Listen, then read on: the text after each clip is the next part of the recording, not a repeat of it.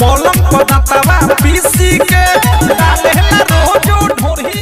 ये गाना मैं आसान विश्वास करता हूँ धोड़ी की तिलवा तीसी के, मैं आसान विश्वास करता हूँ भोजपुरी इंडस्ट्री में ये गाना वायरल होने से कोई रोक नहीं पाएगा। आप लोग जानते हैं भोजपुरी इंडस्ट्री में अवधेश प्रेमी जब भी कोई गाना लेकर आते हैं एक रिकॉर्ड बन जाता है, और ये गाना मैं कहता हूँ रिकॉर्ड होने से और रिकॉर्ड बनने से कोई रोक नहीं सकता। भाई अवधेश प्रेमी के चाहने वाले जितने हैं फटाफट कमेंट करके बताइए ये गाना कैसा लगा। मैं आसान विश्वास करता हूँ सुजे म्यूजिक वर्ल्ड यूट्यूब चैनल से आया हुआ है और ये गाना बहुत लाजवाब है।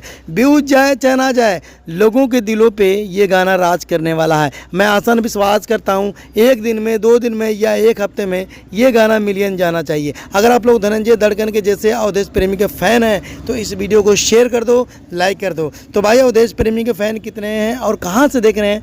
जो मेरे नए चैनल्स हैं भाई प्यारा सा कमेंट, प्यारा सा लाइक ज़रूर करना। ये वीडियो कैसा लगा कैसा नहीं। तो मिलते हैं अगली वीडियो में।